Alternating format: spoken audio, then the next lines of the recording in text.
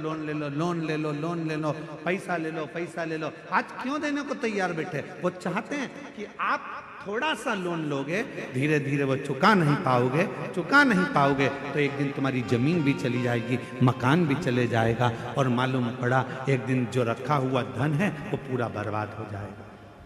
समझ की जरूरत है।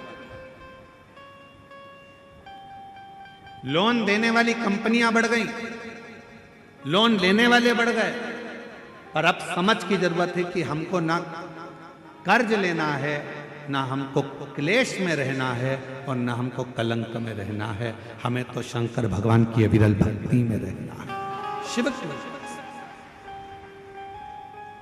कर्ज से थोड़ा सा बचना, थोड़ा सा। और जब यह मानव देह कर्ज से बच जाए तो इसको क्लेश से बचाने का प्रयास करो कि परिवार में रह रहे हो, गांव में रह रहे हो, नाते रिश्तों में रह रहे हो, कुटुंब कबीले में रह रहे हो, कोई क्लेश नहीं होना चाहिए। आपस में थोड़ा साझा बनाकर, थोड़ा सा।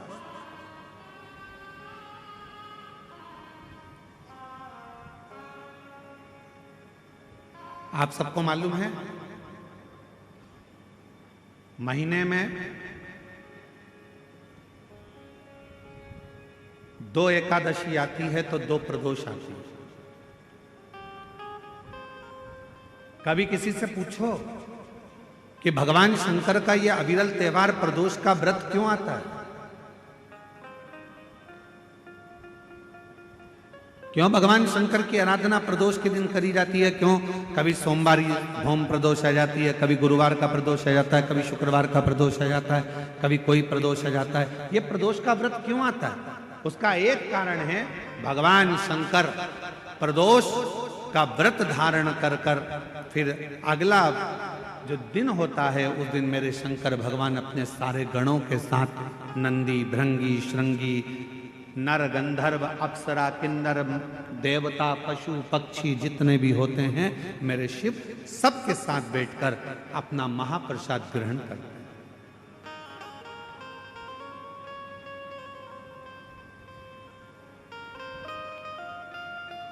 साथ बैठने पर हमारा क्लेश समाप्त होगा। आज के जमाने में 4 भाइयों का परिवार, एक इधर जा रहा है, एक उधर जा रहा है, देवरानी, जेठानी, ननंद सब अलग अलग क्षेत्र में जा रही, कोई सुनने को तैयार नहीं। तो शिव महापुराण की कथा कहती है, एक कर्ज से बच जाओ, दूसरा क्लेश से बचो।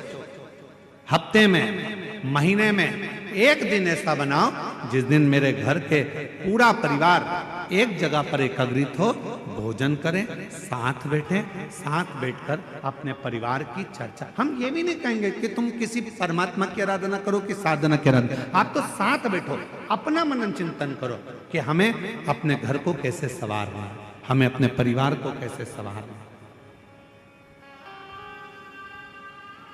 हमें अपने बच्चों को उच्च शिक्षा कैसे देना, हमें अच्छी चिकित्सा कैसे देना। हम कहीं आडंबर में तो नहीं फंस रहे, हम कहीं गलत जगह पर तो नहीं फंस रहे, आडंबरों से मुक्त कैसे करना। आज थोड़ी सी बीमारी आती है और लोग भटकना चालू कर देते हैं, यहां जा रहे हैं, वहां जा रहे हैं, तबीयत खराब हो गई तो यहां जाओ, वहां जाओ। हमने जब से शिव महापुराण की कथा बाची है, एक बात हमेशा कही है कि सबसे पहले अगर शरीर में कष्ट है तो अपने गांव के प्राथमिक चिकित्सा केंद्र में जाओ, उसके बाद फिर शहर के हॉस्पिटल में जाओ, फिर शहर के हॉस्पिटल से जिले के हॉस्पिटल में जाओ, फिर जिले के हॉस्पिटल से फिर कोई बड़ी सिटी के कोई हॉस्पिटल में जाओ। कहीं भटको ना, जरूरी है। बड़े हॉस्पिटल में कब जाना? जब पहले छोटे हॉस्पिटल में जाना। बड़ा हॉस्पिटल वाला क्या करेगा? तुम्हारे पहले की हॉस्पिटल की फाइल दिखाओ, साहब ये हमने हमारे गांव के हॉस्पिटल में दिखाया था, साहब ये हमारे कवर्धा में दिखाया था, साहब हम फिर बिलासपुर पहुंचे, साहब अब हम रायपुर आए हैं, ये देखो हमने ये जांचें कराई है। छोटे हॉस्पिटल से बड़े हॉस्पिटल तक जाओ। पर आजकल व्यक्ति क्या करता है? डायरेक्ट बड़े में जाने की सोचता है। उसी तरह जैसे गांव के लोग इकट्ठे हुए और कहाँ जा रहे हो साहब? तो कहा हम अमरनाथ जा रहे हैं। कहाँ जा रहे हो? साहब हम केदारनाथ जा रहे हैं। तो हम उनसे पूछे भैया तुम अमरनाथ जा रहे हो, बड़े हॉस्पिटल में जा रहे हो, तुम केदारनाथ जा रहे हो, बड़े हॉस्पिटल में जा रहे हो, पर ये तो बताओ कि प्राथमिक चिकित्सा केंद्र पहुंचे कि नहीं पहुंचे? पहले अपने गांव में जो शंकर जी का मंदिर है उसमें जाना चालू करा कि नहीं करा? पहले शिव जी के मंदिर में जाना चालू करा कि नहीं करा? आज का व्यक्ति अमरनाथ जाना चाहता है, आज का व्यक्ति केदारनाथ जाना चाहता है, पर आज का व्यक्ति अपने घर के पास में जो शंकर जी का मंदिर है वहां जाना नहीं चाहता। लोग देखेंगे, हंसेंगे, ताना कसेंगे, कोई कुछ कहेगा, कोई कुछ कहेगा। पहले चिकित्सा केंद्र, प्राथमिक चिकित्सा केंद्र जाइए, पास के मंदिर जाइए।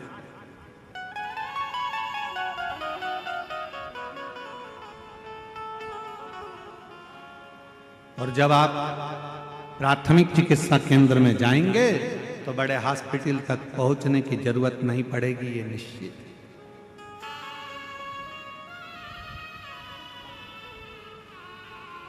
भटक रहे,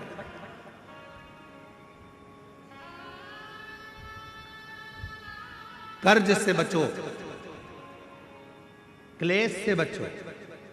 हफ्ते में एक दिन ऐसा बनाओ कि हमारा घर, हमारा परिवार, हम सब बैठे भगवान शंकर प्रदोष का जब आनंद करते हैं तो भगवान शिव सारे नंदी, भृंगी, श्रृंगी गण जितने भी हैं, देवता, किन्नर, गंधर्व जितने भी हैं, सबको एक साथ लेकर बैठते हैं, सबको एक साथ लेकर प्रसाद ग्रहण करते हैं, प्रसाद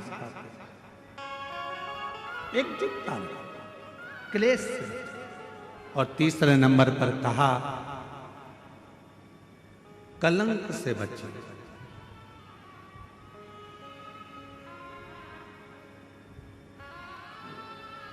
हमारे सनातन हिंदू धर्म में पतंग उड़ाने के लिए एक दिन दिया गया है। यहां उड़ाते पतंग? अरे बोलो तो जम के। कब उड़ाते हैं? जम के बोलो। मकर संक्रांति।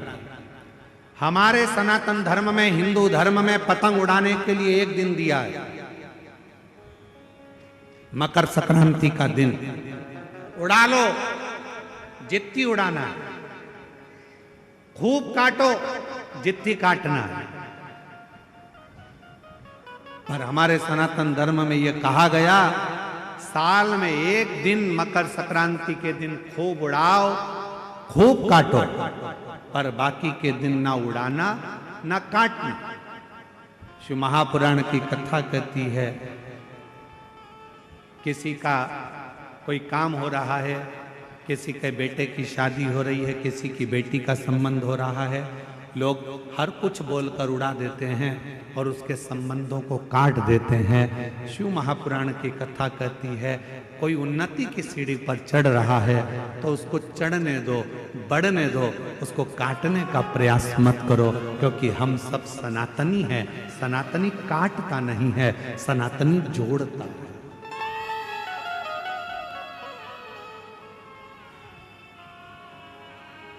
सनातनी कभी काटने का काम नहीं करेगा, सनातनी जोड़ने का काम करेगा। वो जोड़ता है। इसलिए वर्ष में एक दिन दे दिया गया मकर संक्रांति का दिन कि खूब उड़ाओ, खूब काटो। तुम्हें जितनी पतंग उड़ाना है उतना उड़ाओ, जितनी तुम्हें काटना काटो, पर बाकी के दिन किसी का संबंध हो रहा है, बेटे की शादी हो रही है, बेटी का संबंध हो रहा है, कोई पढ़ने के लिए जा रहा है, एजुकेशन करने के लिए जा रहा है, कोई नौकरी करने के लिए जा रहा है, हम काटते जाते हैं। तेरे बस का नहीं है, तुझसे नहीं बनेगा, तू इंजीनियरिंग नहीं कर पाएगा, तू डॉक्टर नहीं बन पाएगा, तू ये नहीं कर पाएगा, तू वो नहीं कर पाएगा। बल्कि उसको हिम्मत दो, तू हमारे गांव का है, हमें विश्वास है कि एक ना एक दिन तो इंजीनियर बनकर रहेगा, एक ना एक दिन तो डॉक्टर बनकर रहेगा, एक ना एक दिन तो कलेक्टर बनकर रहेगा। ये उसको विश्वास दो, उसको बल दो, उसको शक्ति दो, उसको दृढ़ता बनाओ, तो वो उन्नति करेगा।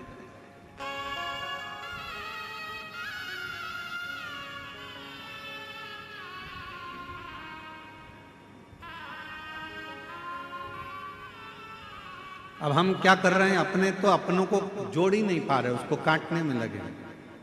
तेरे बस का नहीं है तो कुछ नहीं कर सकता। शिव महापुराण की कथा में देवराज नाम के ब्राह्मण का चरित्र आता है कि देवराज नाम का ब्राह्मण कुल में जन्म लिया। जो मिला उसको। उसने कहा तेरे जैसा पापी नरक में गिरेगा, तू ऐसा करेगा, तू नरक जाएगा, तुझे कीड़े पड़ेंगे, तुझे शरीर ऐसा हो जाएगा, क्योंकि तू कभी भगवान के मंदिर नहीं गया, कभी शिवालय नहीं गया, कभी देवालय नहीं गया, तूने कभी भगवत भजन नहीं करा, कभी स्मरण नहीं करा। देवराज चोरी में लिप्त रहता, वेश्यावृत्ति में लिप्त रहता।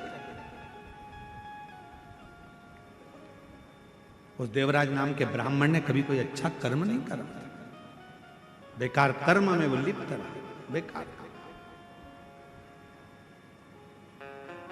अब जरा विचार करिए, बेकार कर्म में देवराज लिप्त रहा, खूब लिप्त रहा, और उसकी जो माता जी थी, उसकी जो माँ थी, वो भगवान की परम उपासक थी। उनकी जो माँ है वो भगवान की परम उपासक, शिव की साधना, शिव की आराधना, शिव की उपासना वो करते। और हुआ क्या, यदि अपने घर का एक व्यक्ति भी अगर शंकर जी को एक लोटा जल चढ़ा रहा है तो यह मानकर चलना उस घर के 71 पीढ़ी कभी गलत मार्ग की ओर नहीं जाएगी, वो सतमार्ग की ओर जाएगी।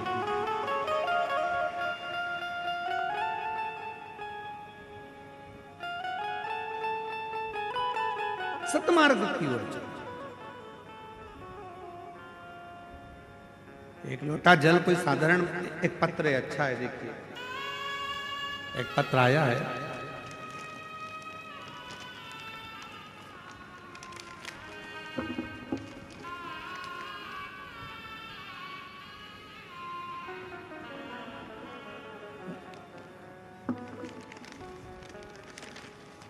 एलईडी पर और आस्था चैनल पर यह पत्र चलेगा।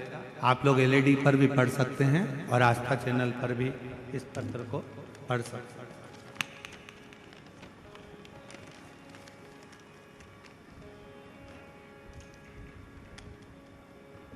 मैं सावित्री साहू, ग्राम गेंदपुर, जिला कबीरधाम, छत्तीसगढ़ से आई है। कहीं बैठी हो तो हाथ हिला सकती हैं, अगर कहीं बैठी हो तो हाथ हिला सकती हैं। मैं सावित्री साहू, ग्राम गेंदपुर, जिला कबीरधाम, छत्तीसगढ़ की रहवासी हूँ। कहीं बैठी हैं? अच्छा, आप ही आ जाइए, एक बेलपत्र लेकर जाइए, आ जाओ। गुरुदेव, बाबा की महिमा का मैं क्या गुणगान करूं? भगवान भोलेनाथ तो करुणा सागर है। मई 2025 में मेरी तबीयत अचानक से बहुत ज़्यादा खराब हो गया। पहले गले के अंदर दर्द चालू हुआ, फिर उसके बाद गले में फोड़े होने लगे।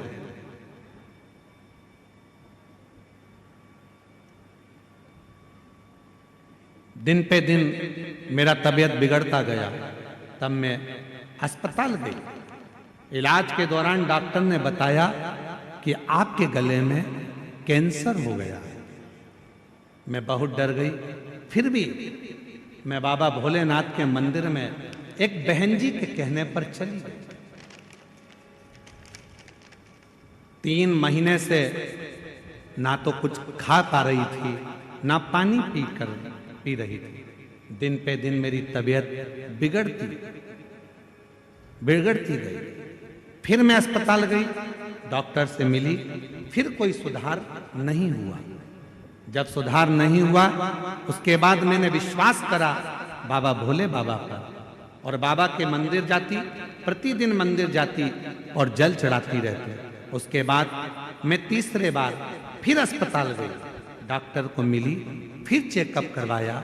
तब चेकअप कराने पर मालूम पड़ा कि मेरी रिपोर्ट पूरी नॉर्मल आ गई है, नॉर्मल बताया।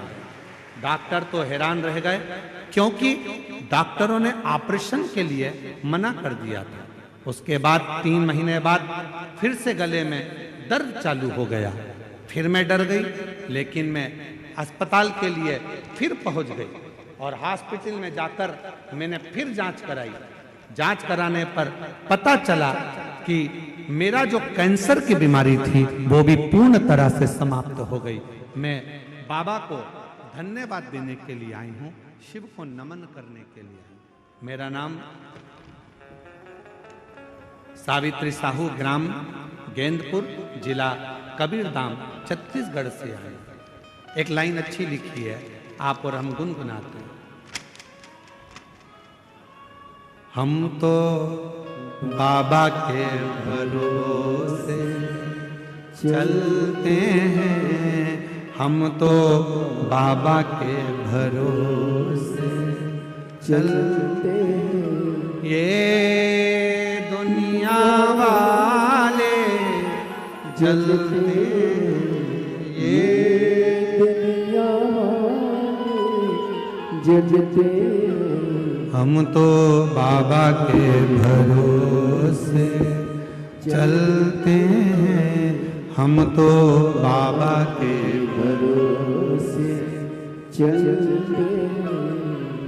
एक विश्वास शिव के प्रति, शंकर के प्रति, भगवान शंकर की दृढ़ता के प्रति, एक लोटे जल के प्रति।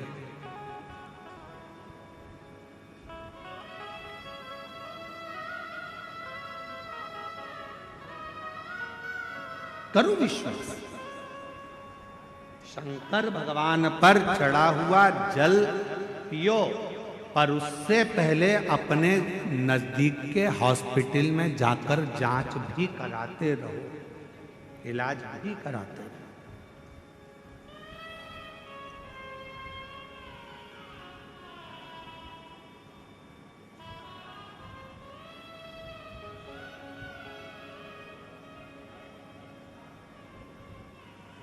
शिव की आराधना के साथ में अविरल भक्ति को धारण करना जरूरी है।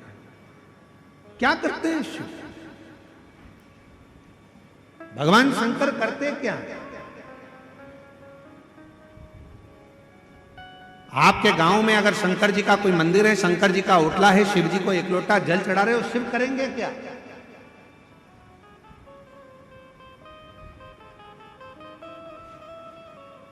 क्या करेंगे भगवान शंकर? जैसे आप अपने पल्लू में रुपये को बांध कर रखते हो, पैसे को बांध कर रखते हो, वो पैसा जब जरूरत पड़ती है तब पल्लू को खोला, पैसा निकाला, पर्स को खोला, पैसा निकाला, काम लिया, दिया, वापिस बांध लिया। उसी तरह शिव जी को एक लोटा जल चढ़ाते रहो। शंकर जी के मंदिर में अगर एक लोटा जल, शिवलिंग पर एक लोटा जल चढ़ाते रहोगे तो वो जल चढ़ा हुआ तुम्हारा पुण्य एक ना एक दिन जब तुम्हारी दुख की घड़ी आएगी तब देव अधिदेव महादेव पर चढ़ा हुआ जल वहां काम आ जाएगा, उस स्थान पर काम।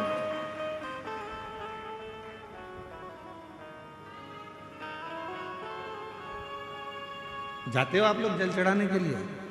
कितने लोग जाते हैं? जरा हाथ उठाओ जरा। शिव जी पे एक लोटा जल। वाह वाह, बहुत बढ़िया, जोरदार। आप सभी को प्रणाम करता हूँ, नमन करता हूँ जो आप भगवान देवाधिदेव महादेव को एक लोटा जल चढ़ा रहे हो और अपने दुख को मिटा रहे हो। साधुता है आप।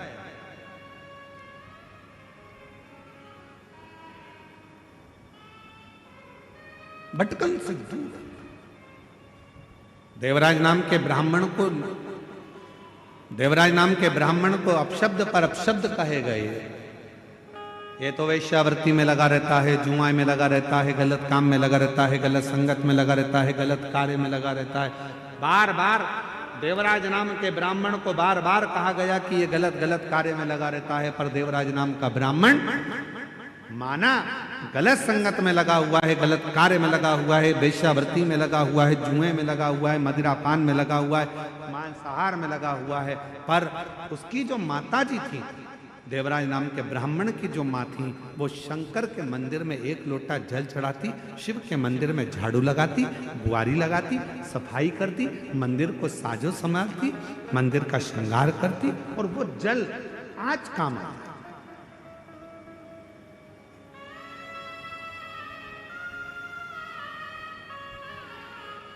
शिवजी पे चढ़ा हुआ जल, उसकी माता ने जो जल चढ़ाया वो आज काम आया।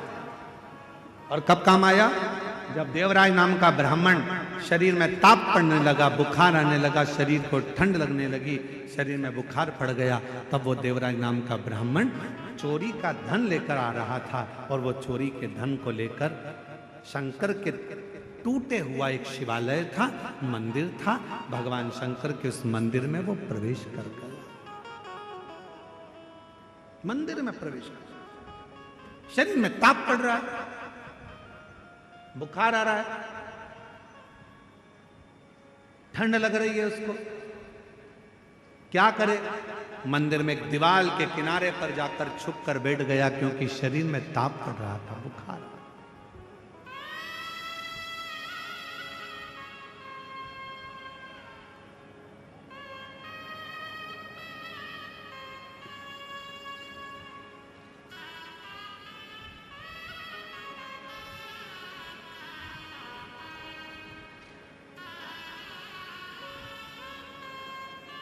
किनको प्रॉब्लम? ठीक है बाबा की।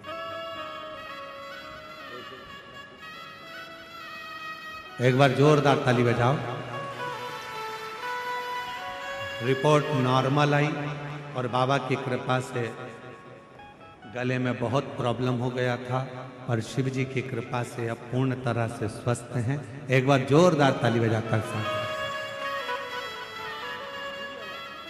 ये जो आपके साथ माताएं आई हैं,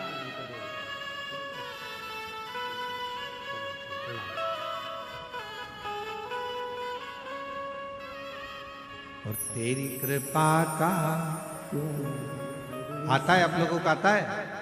जरा बोलो जरा, तेरी कृपा का।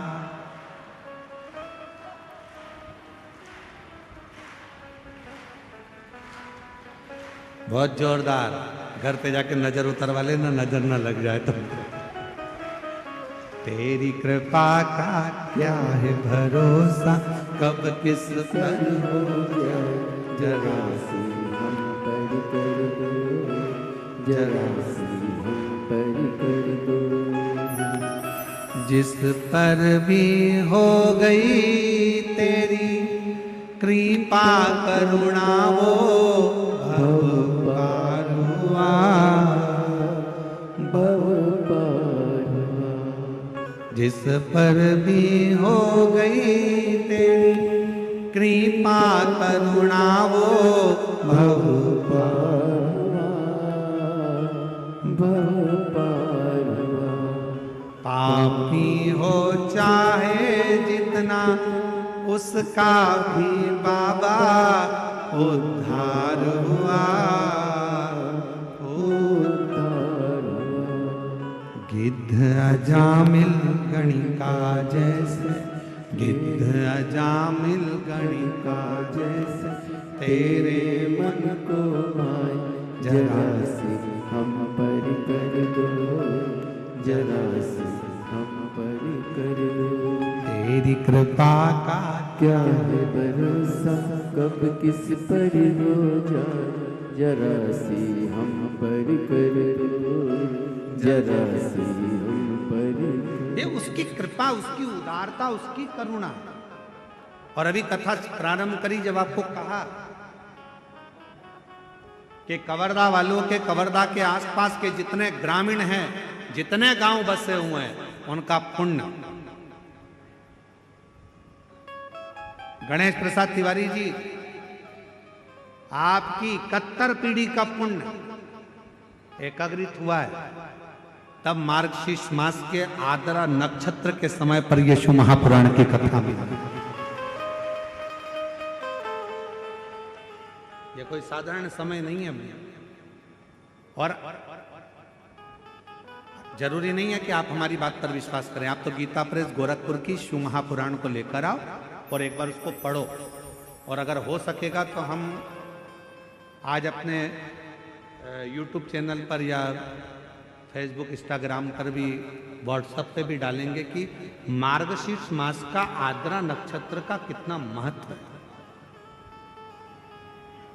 हम शिव महापुराण का उतना चैप्टर का फोटो खींचकर डालेंगे कि उसका महत्व क्या। कुछ मत करो, केवल उस दिन शंकर के मंदिर में जाकर दर्शन कर लो या शिव महापुराण की कथा को श्रवण करो। वो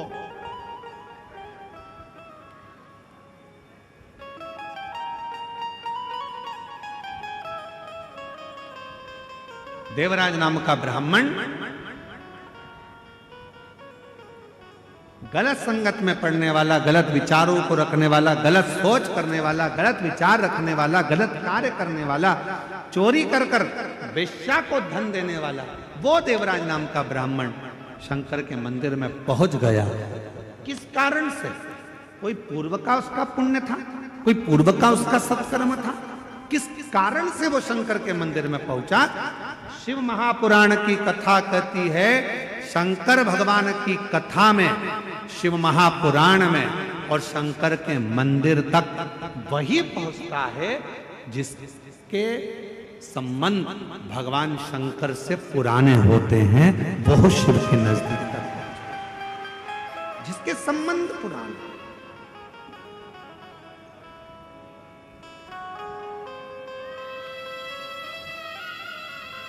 और कोई पिछले जन्म के अच्छे कर्म मुझे बाबा तेरा, कोई पिछले जन्म के अच्छे कर्म मुझे बाबा तेरा साथ। जहाँ सारी दुनिया झुकती है, जहाँ सारी दुनिया झुकती है, मुझे वो आली दरबार मिला, दरबार। कोई पिछले जन्म के अच्छे कर्म मुझे बाबा तेरा साथ। उसी को बुलाता है मेरा शंकर भगवान जिसकी झोली में कुछ देना होगा। शिव महापुराण की कथा में उसी को बिठाता है मेरा शंकर भगवान जिसकी गोदी में कुछ देना होगा। भगवान शंकर शिव महापुराण की कथा भी वही कराता है जहां के शिव भक्तों को भगवान शंकर कुछ देना चाहता है, उसी को कथा तक बुलाता है, उसी को मंदिर तक बुलाता है। एक पत्र है, अच्छा पत्र।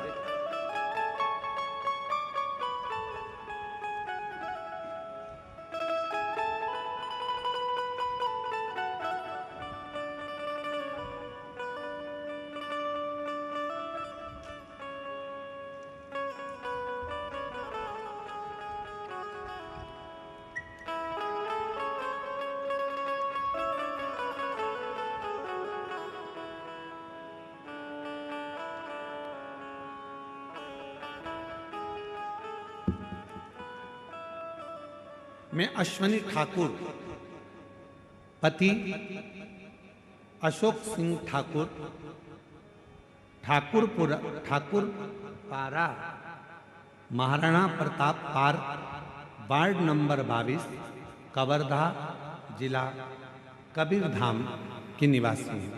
कहीं बैठी हो तो हाथ हिला सकती हैं, आप ही हैं। एक बार इससे हाथ हिला लिया, बच्चे को लिया। गुरुदेव, मैं बाबा की महिमा का क्या गुणगान करूं गुरुदेव। 10 साल हो गए थे मेरे घर में औलाद नहीं थी गुरुदेव।